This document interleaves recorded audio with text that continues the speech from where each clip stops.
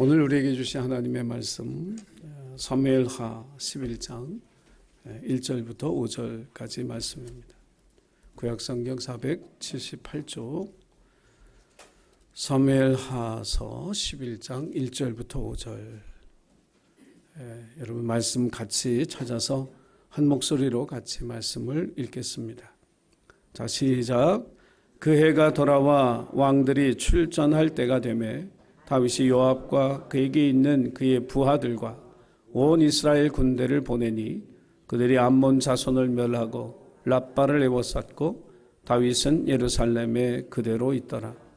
저녁 때에 다윗이 그의 침상에서 일어나 왕궁 옥상에서 거닐다가 그곳에서 보니 한 여인이 목욕을 하는데 심히 아름다워 보이는지라. 다윗이 사람을 보내 그 여인을 알아보게 하였더니 그가 이르되 그는 엘리암의 딸이요 햇사람 우리아의 아내 밧세바가 아니니까 하니 다윗이 전령을 보내어 그 여자를 자기에게로 데려오게 하고 그 여자가 그 부정함을 깨끗하게 하였으므로 더불어 동침하며 그 여자가 자기 집으로 돌아가니라. 그 여인이 임신함에 사람을 보내 다윗에게 말하여 이르되 내가 임신하였나이다 하니라. 아멘. 성령의 열매에 대한 설교를 이제 오늘로서 이제 마무리를 짓게 됩니다. 4월, 5월 8가지 열매 가지고 말씀드렸고 오늘 마지막 열매 절제에 관한 말씀으로 같이 은혜를 나누고자 합니다. 요즘 시대는 절제가 미덕이 아닌 그런 세태가 되었습니다. 왜냐하면 요즘은 자기 권리나 자기 주장을 확실하게 표현하는 시대고 또 그래야만 된다고 생각하는 것이 시대의 흐름입니다. 이제 그런 점에서 자기 표현이나 자기 권리 주장이나 이런 부분을 절제하고 산다는 건 그렇게 쉬운 일은 아닌 것으로 보여집니다. 하지만 이 절제라고 하는 이 열매가 없다면 우리가 살아가는 세상은 굉장히 혼란스럽고 그리고 각박하고 그리고 마치 전쟁터와 같은 그런 세상이 될 것 같습니다. 예를 들어서 우리가 보복하고 싶은, 복수하고 싶은 그런 마음들을 절제하지 않아서 자기가 어떤 감정의 상처를 입었을 때마다 복수하고 산다면 얼마나 끔찍한 세상이 될까. 자기의 교만, 이것을 절제하지 않는다면 얼마나 모든 사람들이 다 교만해져서 다른 사람들을 전부 무시하고 비난하고 자기 발밑에 두고 살아가는 그런 세상이 되어질까. 과도한 사치나 또 지나치게 넘치는 것들에 대해서 우리가 절제하며 살아가야 하고 그렇기 때문에 우리가 살아가는 세상이 질서가 잡히고 또 하나님의 평안이 임하는 그런 세상이 되어질 줄로 믿습니다. 자, 이 절제라고 하는 이 열매가 어떻게 맺어질 수 있느냐? 그저 잘 참는 인내심이나 잘 견디는 사람, 이런 사람들에게 인내나 어떤 견딤, 오래 참는 이런 어떤 은사가 있는 사람들에게 절제 열매가 맺어지는 거냐? 여러분, 그게 아니고요. 이 절제는 성실함에서 오는 열매입니다. 우리의 삶의 성실함, 이것을 통해서 스스로 자기 일을 절제하고 자제할 수 있는 힘이 생긴다라고 하는 그런 뜻입니다. 여러분, 그래서 내가 인생을 살면서 쉽게 분노하고 쉽게 화를 내고 세태를 쫓아서 그냥 막 이렇게 빠져 살아가는 그런 삶을 살기를 원하지 않는다면 여러분 성실한 인생을 살아가기를 주의 이름으로 축원합니다. 우리가 읽은 사무하 11장 1절로 5절은 다윗의 인생 가운데 리셋하고 싶은 그런 장면이었을 겁니다. 정말 목숨을 바쳐 전쟁터에 나가 헌신하는 부하의 아내를 빼앗은 죄, 그리고 그 남편을 전쟁터에 내보내서 살인을 교사한 죄, 그 남편이 죽자 아무렇지도 않게 그 여인을 궁으로 데려와서 살았던 뻔뻔한 이런 행위들, 아마 다윗의 인생 속에서 지우고 싶은 한 장면이 있다면 바로 이 장면이 아닐까 하는 그런 생각을 하게 됩니다. 오늘 우리에게 이 장면이 충격을 주는 이유는 이게 다윗이기 때문에 그렇거든요. 그동안 우리가 악한 사람들, 음란한 사람들, 정말 하나님 앞에 자기 멋대로 자기 생각대로 살아갔던 그런 사람이 이런 행동을 했다면 그 사람 그럴 수 있어 이렇게 하겠는데, 다윗에게 우리가 갖고 있는 우리의 생각은 그게 아니잖아요. 새벽을 깨우는 사람이고 자기에게 주어진 책임에 대해서 성실했던 사람이고 아침마다 기도하고 말씀을 묵상하며 주님의 은혜를 갈망하고 사모했던 사람이 왜 이렇게 됐을까? 여러분, 우리 청소년들, 특별히 우리 젊은이들에게 이 말씀 꼭 드리고 싶은 건 뭐냐면, 성실에 실패하면 인생에 실패한다. 아멘을 안 하는 이유는 참 목사 힘 빼려고 지금 그러는 건지 좀 애매한데, 여러분, 성실에 실패하면 인생에 실패한다. 할렐루야. 여러분, 정말 마음에 깊이 새겨두고 살아가야 할 그런 하나님 우리에게 주시는 메시지인 줄로 믿습니다. 본문의 시작이 뭐냐면 이렇게 되죠. 그 해가 돌아와 왕들이 출전할 때가 되매. 고대의 전쟁의 형태는 이런 거죠. 전쟁에 왕이 먼저 나가지 않습니다. 군대가 먼저 나가요. 싸우죠. 그리고 싸워서 승기를 잡으면, 그래서 이제 성문을 열고 들어가는 일만 남았을 때 왕이 가는 거예요. 그리고 그 성문을 열고 왕이 들어감으로써 그 영광을 왕에게 돌리는 것. 이게 고대의 전쟁이고 왕이 누리는 영광이었습니다. 그래서 이 전쟁에서도 이제 요압이 가서 열심히 싸워서 랍바를 에워싸고 이제 거의 그 승리를 거둘 그런 지경이 됐는데, 오늘 본문에 보면 다윗은 전쟁할 때가 됐는데 전쟁터에 없고 예루살렘에 남았더라. 이렇게 성경은 기록하고 있습니다. 성경이 우리에게 가르쳐주는 귀중한 지혜가 뭐냐면, 때에 맞춘, 때를 따라 살아가는 삶의 지혜가 있어야 된다는 거죠. 때에 맞는 삶을 살아가는 것, 이거 하나님이 우리 인생에 기대하고 계시는 하나님의 뜻이거든요. 여러분, 어린 시절에는 뭐 해야 돼요? 잘 먹고 잘 놀아야 돼요. 잘 자야 돼요. 좋은 습관을 들이는 훈련을 하는 때가 어린 시절입니다. 근데 그때를 놓치면 중고등학생쯤 돼서 좋은 습관 들여라, 그러니까 말 잘 듣고 좋은 습관 다 들이고 살죠. 아마 자녀를 키워보신 분들은 중고등학교 때 엄청 많이 싸웠을 거예요. 일찍 일어나라, 늦게 자지 말라, 좀 세수도 하고 몸 좀 깨끗이 해라, 옷도 좀 단정하게 입어라, 얼마나 많이 얘기했어요. 근데 안 들어요. 왜? 때가 지났거든. 그건 어렸을 때 했어야지. 학생 때는 뭐 해야 돼요? 공부해야 돼요. 좋아하지 않지만 공부해야 할 때. 그래서 아이들이 그때 공부 열심히 하죠. 게임하지 언제 공부해요. 그 때를 놓치면 이 배움의 기회가 또 올 것이다. 천만의 만만의 말씀입니다. 제가 요즘 사이버대학 올해 들어서 이제 처음 시작해가지고 처음에는 장학금을 받으리라. 지금의 제 마음은 낙제만 하지 않았으면 좋겠다. 정말 힘듭니다. 과제하고 시험 보고 이게 정말 쉽지 않아요. 때가 있는 거거든요. 때에 맞는 삶을 살아가는 게 하나님의 뜻인 거예요. 근데 다윗이 출전할 때 그럼 전쟁터에 나가 싸우고 있어야지 궁에 있는 거예요. 때를 놓친 거죠. 여러분, 이때가 다윗이 왕이 된 지 한 21년쯤 되어진 그 해였어요. 사람이라고 하는 존재는 초심을 가질 때는 굉장히 성실하고 책임감 있고 자기에게 엄격합니다. 시간이 흘렀어요. 왕이 된 지 10년이 지나고 20년이 지났어요. 이제 뭐예요? 마음이 풀어질 때가 된 거죠. 초심을 잃어버린 거예요. 자기에게 엄격하지 않는 그런 시간을 보내는 그런 기회가 이 다윗에게 찾아왔던 거죠. 솔직히 말하면 1년 내내 우리가 어떻게 정말 하나님 앞에 성실하게 진실하게 자기에게 엄격하게 그렇게 살아갈 수 있을까? 저도 새벽 4시 반에 일어나는 새벽 예배 드리러 오잖아요. 어느 날 4시 반에 일어났는데 깜빡 자요. 그럼 얼마가 지나가냐면 1시간쯤 지나가요. 5시 반이 돼요. 그러면 이제 목사는 어떻게 하냐면 하나님 감사합니다 그러고 자요. 재워주셨군요. 그러고 나서 이제 한 7시 반쯤 7시쯤 일어나잖아요. 그런 마음에 갔어야 되는데 누가 왔다 가면 어떡하지? 그랬더니 우리 서기영 권사님 왔다 갔어요. 지난주에 있었던 일이. 꼭 왜 내가 그렇게 빠지면 꼭 권사님 왔다 가냔 말이야. 나 빠질 때 같이 빠져야지. 내가 좀 부담이 적잖아.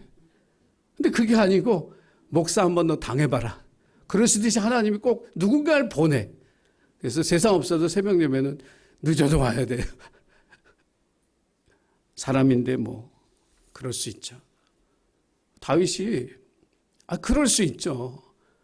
출전할 때가 됐는데 정말 몸이 아팠는지 정말 가고 싶지 않았는지 그런 마음이 들어서 안 갈 수도 있죠. 근데 여러분 보통 사람이면 익스큐즈가 되는데 왕이잖아요. 본을 보여야 할 사람이잖아요.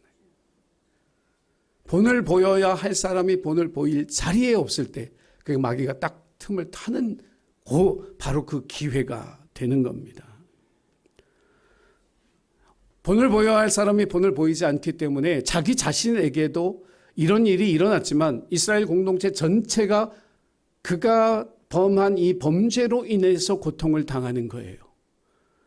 가족이라고 하는 게 뭐예요? 어떤 한 사람의 가족 구성원 중에 한 사람이 뭔가 실수하고 잘못하고 또 낭패를 보면 그게 가족 전체를 힘들게 만드는 거거든요. 교회도 마찬가지고 어떤 조직이든지 나라의 왕이 본을 보여야 할 때 보이지 않음으로 인해서 결국 그 고통이 다윗에게만 온 것이 아니라 이스라엘 백성 전체에게 그 고통이 미쳐진다라고 하는 거예요.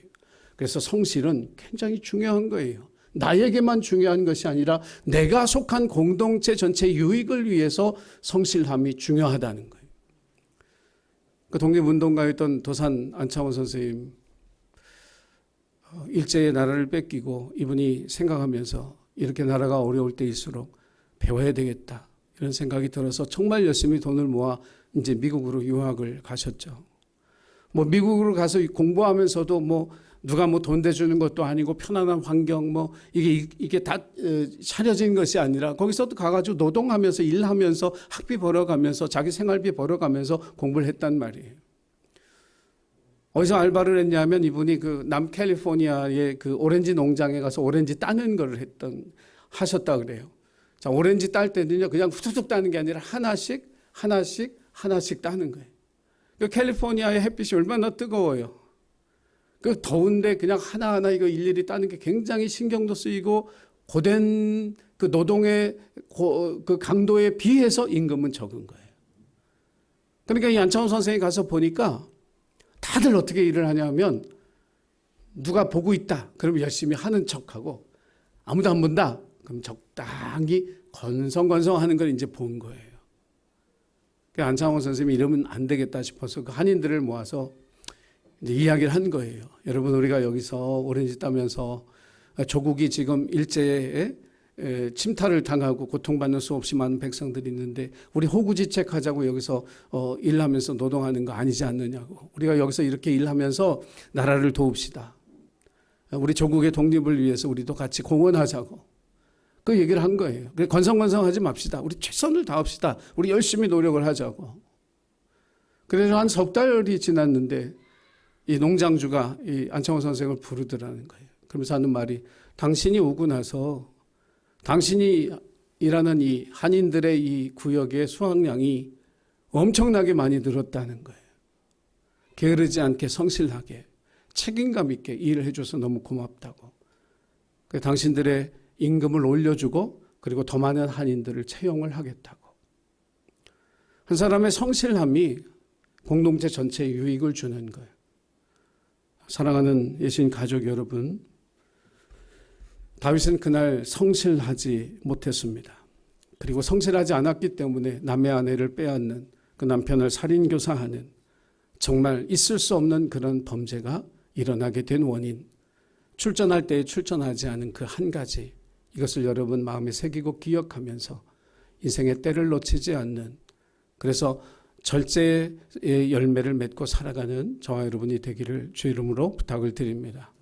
하나님 주신 두 번째 메시지는 뭐냐면 영적인 상태를 점검하라는 거예요. 규칙적으로 자신의 영혼의 상태를 점검하는, 그래서 영혼이 병들게 내버려 두지 말고 영혼이 건강하게 있도록 그렇게 만들어 가라라고 하는 거죠. 영혼의 영적 상태를 항상 점검하라는 거예요.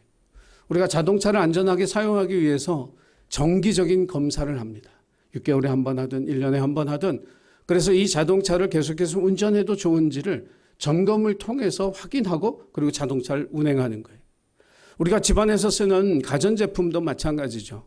정기적인 점검이 필요한 이유는 그것이 갑자기 고장나서 쓰지 못하게 되는 상황을 예방하는 거거든요. 그래서 정기 점검이 굉장히 중요해요. 그런데 신앙인들에게 있어서 정말 안 되는 것 가운데 하나는 뭐냐면 자기의 영적 상태를 정기적으로 점검하는 사람이 별로 없다는 거예요. 내 영혼의 상태가 건강한가? 내 영혼의 상태가 병들었는가? 이것을 점검하며 살아가는 그런 그리스도인들이 많지 않다는 거예요. 여러분, 우리가 내 영혼이 건강한가, 또 내 영혼이 병들었는가, 이것이 우리에게 신앙생활에 있어서 뿐만 아니라 우리의 인생에 굉장히 중요한 일인데도 불구하고 그렇게 자기의 영적 상태를 점검하는 그러한 부지런한 사람들이 별로 없다는 거예요. 그래서 여러분, 때때로 멈춰서서 자기 신앙생활을 생각해 봐야 돼요. 내가 정기적으로 하나님의 말씀을 읽고 있느냐? 내가 정기적으로 하나님 앞에 기도의 생활을 하고 있느냐? 그리고 그 기도의 생활이 습관적인 거나 형식적인 것이 아니라 하나님을 향한 간절한 갈망이 있는가? 정말 하나님 앞에 너 기도 제목이 뭐야? 나 이거예요 라고 바로 나올 수 있는, 1초도 안 걸려서 하나님 내 기도 제목은 이겁니다라고 하는, 정말 하나님 앞에 정말 간절하게 구하는 그 기도 제목이 있느냐라고 하는, 이거 반드시 점검해 봐야 되는 거거든요. 내가 시간을 내서 내가 속한 공동체, 그 가정이든지 또 모임이든지 교회든지 해서 시간을 내서 봉사하는 그런 시간을 내가 가지고 있느냐? 하나님 앞에 시간과 물질을 드리는 헌신이 있느냐? 그리고 5번째, 제일 중요한 거, 나의 관심사가 무엇인가? 지금 내가 제일 관심 있는 게 뭔가? 이거에 대해서 여러분 정직하게 자신을 돌아볼 수 있어야 한다라고 하는 이야기입니다.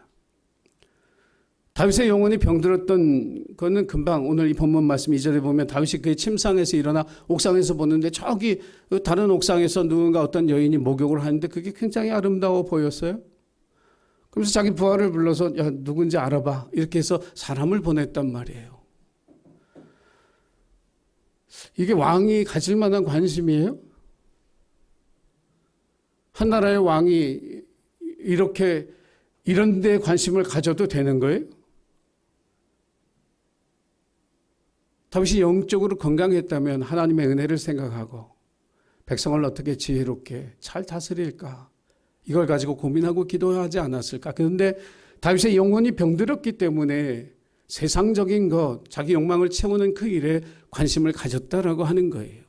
다윗이 나쁜 거는 관심을 가졌을 뿐만 아니라 그것을 행동으로 옮겼다라고 하는 거죠. 여러분은 무엇에 관심을 갖고 살아갑니까? 하나님에 대한 무관심, 은혜에 대한 갈망이 없는 그런 나의 신앙, 이것이 여러분 영적으로 병들었던 증거예요. 그리고 그것이 다윗이라고 하는 것 때문에 저는 마음이 너무 아픈 거예요. 이 사람이 그런 사람이 아니거든. 다윗이 어떤 사람이냐 하면요, 사울왕이 자기를 죽이려고 쫓아다녔을 때 2번이나 사울왕을 죽일 수 있는 기회가 있었음에도 불구하고 사울왕을 살렸던 사람이에요. 사울왕이 죽고 난 뒤에 7년 6개월 동안 헤브론에서 왕노릇을 했는데 그 왕노릇은 유다와 베냐민 지파를 다스리는 왕으로서의 역할을 했어요. 그럼 7년 6개월 동안 나라는 어떻게 돼 있었느냐면 사울 왕의 아들이 이스보셋이라고 하는 아들이 있는 이쪽 사람을 따르는 나라로 두 나라가 이렇게 갈라져 있는 형태였단 말이에요. 그러면 어떤 왕이든지 힘 있는 왕이라면 나라를 통일시키고 싶었을 거 아니에요. 통일된 나라를 이루고 싶었겠지. 다윗이 그땐 대세니까 마음만 먹었다면 금방 할 수 있는 일을 7년 6개월 동안 기다릴 줄 아는 사람이었단 말이에요. 그 욕심을 절제할 수 있었던 그런 사람이 오늘 우리가 하는 행동을 보면 정말 입이 다물어지지 않는 거죠. 여러분, 인생을 살아가면서 우리가 앞을 보고 달려가기만 하는 그런 세상을 살아갑니다. 특히 한국 사회가 그래요. 목표를 향해서 성취를 위해서 쉬지 않고 멈추지 않고 달려가는 그런 사회죠. 반포대교 그 중간에 그 난간에 어떤 분이 이렇게 손으로 쓴 그런 작은 책자가 하나 있답니다. 거기서 뛰어내리려고 하는 사람들에게 호소하는 글이 그 안에 있답니다. 그 내용이 이런 거라고 해요. 뛰어내리기 전에 5분만 생각해 보세요. 당신을 사랑하는 사람들이 있지 않습니까? 부모님이건 가족들, 아내, 자녀들, 그들을 한 번만 더 생각해 보세요. 물론 우리는 그 다리 안 갈 거니까 할렐루야. 근데 그게 우리 일일 수도 있어요. 어떻게 남의 일이라고만 얘기해요. 멈춰서지 않고 앞으로 향해 달려가면서 성공을 향해 달려가다 실패하고 좌절하고 넘어지고 상처받고, 그런 일 앞에 우리도 그 생각을 왜 안 하겠어요? 우리의 일도 되어질 수 있는 일이죠. 사랑하는 예신 가족 여러분, 잠깐 서서 하나님을 생각해보는 5분, 그 시간을 갖는 신앙인들이 되시기를 주의 이름으로 부탁을 드립니다.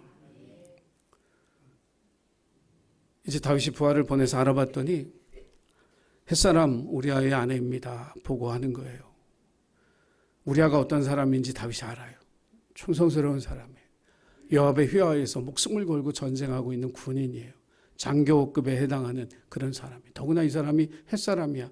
히브리 사람이 아니에요. 유대인이 아니에요.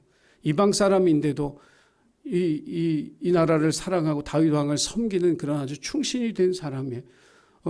유대인 여자를 아내로 삼아서 그렇게 유대인 가운데 살면서 이방인이지만 충성을 다하고 또 하나님을 섬기는 그런 사람. 그런데 상식을 가진 사람이라면 멈춰야 되는데 멈추질 않아요. 영혼이 병들면 멸망에 이르기까지, 파멸에 이르기까지 멈추지 않습니다. 달려가게 돼 있죠. 그래서 결국 그 아내를, 그 여인을 데리고 와서 동침하고 임신을 하게 돼요. 그러니까 자기 죄가 드러나게 됐으니까 그걸 가려야 되거든요. 하늘을 손바닥으로 가리죠. 우리아를 휴가 줘라. 너 집에 가서 아내하고 쉬고 그러고 다시 전쟁에 가라. 근데 우리아가 충신이에요. 왕의 군대가 지금 전쟁터에서 목숨을 걸고 싸우고 있는 이 마당에 내가 어떻게 집에 들어가서 아내와 편히 쉬다 가겠습니까? 난 못 들어갑니다. 그리고 궁궐 밖에서 그냥 버티고 안 들어가네. 그 방법은 하나죠. 죽여야지 뭐. 요압에게 편지를 씁니다. 공격하다가 우리아를 앞에 세우고 뒤로 다 물러나라. 요압이 머리가 좋은 사람이에요. 깨달았어. 무슨 뜻인지. 전쟁을 하면서 가장 강한 적이 있는 곳에 우리아를 세우고 결국 우리아가 죽어요. 우리아가 죽고 난 다음에 전령을 보내서 보고합니다. 우리아가 죽었습니다. 다윗이 하는 말이 칼은 이 사람도 죽이고 저 사람도 죽인다는 거예요. 이게 양아치가 할 이야기지 한 나라의 왕이 할 이야기는 아니죠. 영혼이 병들면 우리가 알던 그 사람이 아닌 거예요. 사람들은 이 모든 일을 몰랐죠. 근데 27절 말씀에 보면 다윗이 행한 그 일이 여호와 보시기에 악하였다. 하나님은 보셨어요. 사람들의 눈에 안 띄었을진 몰라도 하나님은 보고 계셨어요. 사랑하는 예신 가족 여러분, 세상 사람들이 인정해 주지 않아도, 우리를 바라봐 주지 않아도 우리가 믿음으로 겸손히 다른 이들을 위해 기도하고 또 사랑으로 섬기고 우리가 가진 작은 것을 나누는 그 모든 것들을 하나님 보고 계신 줄로 믿습니다. 하나님 보셨기 때문에 공평하신 하나님이 다윗에게 진노를 내렸고 바세바가 얻은 그 아들은 하나님 죽음에 이르게 했고, 그리고 왕자들의 난을 통해서 다윗의 인생에 씻을 수 없는 상처와 아픔과 고통을 주셨다는 것을 성경을 통해서 우리가 알게 됩니다. 사랑하는 예신가족 여러분, 영원히 병들게 내버려 두면 안 돼요. 영원히 잠자게도 내버려 두면 안 돼요. 영원히 깨어 있어야 할 뿐만 아니라 영원히 건강해야 성령의 열매를 맺는 복된 삶을 살아갈 수 있게 되는 줄 믿으시기 바랍니다. 이게 성령의 열매인 것은 뭐냐면 우리의 힘으로, 우리의 의지와 우리의 신념으로 맺을 수 없는 열매이기 때문에 성령님을 의지하고 성령님의 도우심 속에서 이 9가지의 열매를 맺고 살아갈 수 있다고 갈라디아서 5장 22절 23절에서 따로 성령의 열매를 우리에게 제시해 주신 거예요. 그러니까 여러분의 힘으로 맺겠다고 생각하지 말고 성령님을 의지하고 성령님과 동행하면서 이 열매들이 맺어진다라고 하는 사실을 기억하고 9가지 이 열매를 풍성히 맺는 하나님의 자녀로 살아가시기를 주의 이름으로 부탁을 드립니다. 하나님이 정하신 때에 맞는 삶, 성실한 삶을 살아가십시오. 자기 영혼을 하나님 앞에 항상 점검하며 살아가는 삶을 통해 절제의 열매를 맺는 저와 여러분이 되기를 주의 이름으로 축복합니다. 기도하겠습니다. 거룩하신 아버지 하나님, 부족하고 연약한 우리를 하나님 자녀 삼아 주시고 성령의 열매를 맺도록 동행하여 주시니 감사를 드립니다. 우리의 힘과 능력으로 할 수 없어 주님 의지하며 성령님 바라보고 성령님과 동행할 때 9가지 풍성한 열매를 맺는 저희들의 삶이 될 줄로 믿습니다.